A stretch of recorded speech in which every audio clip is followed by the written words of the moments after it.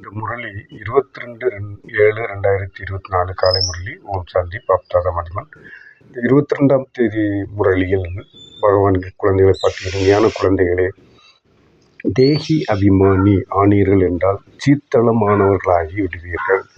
விகாரங்களின் துர்நாற்றம் நீங்கி போய்விடும். உள்முகமாக இருப்பவராக ஆகிவிடுவீர்கள். மலராக ஆகிவிடுவீர்கள். அதாவது இதனுடைய விளக்கம் என்னவென்றால், நீங்கள் தேகி அபிமானி. தேகி அபிமானி என்றால் அற்ற அபிமானி. தேகத்தை நினைக்கக்கூடாது. ஆத்ம அபிமானி ஆனீர்கள். அதாவது தேகி அபிமானி என்றாலும் ஆத்ம அபிமானி என்றாலும் ஒன்றுதான். ஆத்ம அபிமானி ஆனீர்கள் என்றால் சீத்தளமானவர்களாகி விடுவீர்கள். விகாரங்களின் துர்நாற்றம் நீங்கி போய்விடும். அந்தர்முகி, அதாவது உள்முகம் இருப்பவராக ஆகிவிடுவீர்கள். மலராக ஆகிவிடுவீர்கள். கேள்வி: பாப்தாதா அனைத்து குழந்தைகளுக்கும் எந்த இரு வரதானங்களை அளிக்கிறார்? அவைகளின் சொரூபத்தில் எடுத்து வருவதற்கான விதி என்ன? பதில்: இறைவன் கூறுகின்றார், இறைவன் அனைத்து குழந்தைகளுக்கும் சாந்தி மற்றும் சுகத்தின் வரதானம் அளிக்கின்றார். இறைவன் கூறுகிறார், குழந்தைகளை நீங்கள் சாந்தமாக இருப்பதற்கான அப்பியாசம் செய்யுங்கள். அப்பியாசம் என்றால் பயிற்சி செய்யுங்கள். யாராவது தப்பு தவறுமாக பேசினால் நீங்கள் பதில் கொடுக்காதீர்கள். நீங்கள் அமைதியாக இருக்க வேண்டும். வீணான வெட்டி பேச்சின் விஷயங்களை பேசக்கூடாது. யாருக்குமே துக்கம் கொடுக்கக்கூடாது. வாயிலே சாந்தி என்ற கூழாங்கற்களை வைத்து விட்டீர்கள் என்றால் இந்த 2 வரதானங்களும் சொரூபத்தில் வந்துவிடும்.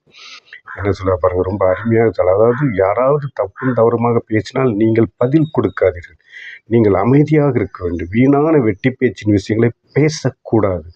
யாருக்கும் துக்கம் கொடுக்கக்கூடாது. வாயிலே சாந்தி என்ற கூழாங்கற்களை வைத்து விட்டீர்கள் என்றால் இந்த 2 வரதானங்களும், சாந்தி சுகம் என்ற 2 வரதானங்களும் சொரூபத்தில் வந்துவிடும் என்று அருமையாக விளக்குகின்றார்.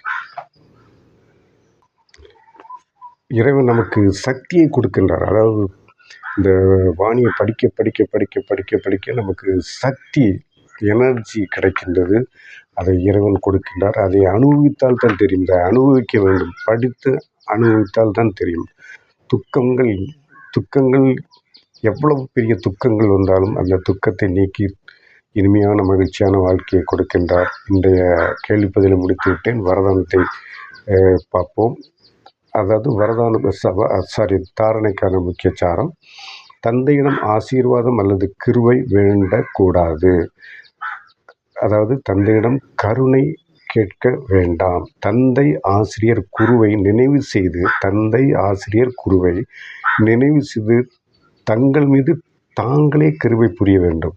தந்தை ஆசிரியர் குருவை நினைவு செய்து தங்கள் மீது தாங்களே கருணை காட்ட வேண்டும், கிருபை புரிய வேண்டும். மாயிடம் எச்சரிக்கையாக இருக்க வேண்டும். மாயிடம் மிகவும் எச்சரிக்கையாக இருக்க வேண்டும். மாயை யார் என்றால் காமம், குரோதம், பற்று, ஆங்காரம், பேராசை என்ற 5 விகாரங்கள் தான் மாயை. இந்த மாயிடம் எச்சரிக்கையாக இருக்க வேண்டும். கண்கள் ஏமாற்றுகின்றன, இவற்றை தங்கள் கட்டுப்பாட்டில் வைக்க வேண்டும். கண்கள் ஏமாற்றுகின்றன, இவங்களை கட்டுப்பாட்டில் வைக்க வேண்டும். பாயிண்ட் 2: வீணான வெட்டி பேச்சுகளின் விஷயங்கள் மிகுந்த நஷ்டத்தை ஏற்படுத்துகின்றன. எனவே கூடுமானவரை சாந்தமாக இருக்க வேண்டும். வாயில் கூழாங்கற்களை வைத்து விட வேண்டும். ஒரு பொழுதும் தப்பும் தவறுமாக பேசக்கூடாது. தானும் அசாந்தியாகக்கூடாது, மற்றவரையும் அசாந்தப்படுத்தவும் கூடாது. வரதானம்: தந்தையின் உதவி மூலமாக ஈட்டியையும் உள்ளாக்கிவிட்டு எப்பொழுதும் நிச்சந்தையான கவலையற்ற மற்றும் ட்ரஸ்டி ஆவீர்களாக. அதாவது பிந்தைய கணக்கு ஈட்டி போன்றதுதான். ஆனால் தந்தையின் உதவினால் அது முள்ளாகி விடுகிறது. நிலைமைகள் அவசியமாக வரும். ஏனெனில் எல்லாம் இங்கேயே முடிக்க வேண்டியுள்ளது. ஆனால் தந்தையின் உதவி அவற்றை முள்ளாக ஆக்கி விடுகிறது. பெரிய விஷயத்தை சிறியதாக்கி விடுகிறது. ஏனெனில் பெரிய தந்தை கூட இருக்கிறார். இதே நிச்சயத்தின் ஆதாரத்தில் எப்பொழுதும் நிச்சந்தையாக இருந்தால், அதாவது கவலையற்று இருங்கள். மேலும் ட்ரஸ்டி ஆகி எனது என்பதை உனது என மாற்ற வேண்டும். எனது என்பதை உனது என்று மாற்றி லேசாகி விடுங்கள். அப்பொழுது அனைத்து சுமையும் ஒரு நொடியில் முடிந்து போயிடும். ஸ்லோகன்: சுபபாவனையின் ஸ்டாக், அதாவது சுபபாவனையின் இருப்பு மூலமாக நெகட்டிவ் எதிர்மறையானவையை பாசிட்டிவ் நேர்மறையானவையாக பரிவர்த்தனை செய்யுங்கள். அதாவது சுபபாவனை நல்ல எண்ணங்கள் மூலம், நல்ல எண்ணங்களின் சுபபாவனையின் ஸ்டாக் மூலமாக, நல்ல எண்ணங்களின் இருப்பு மூலமாக எதிர்மறையானதையும் நேர்மறையானதாக மாற்றி நல்ல பரிவர்த்தனை செய்யுங்கள். நன்றி. ஓம் சாந்தி.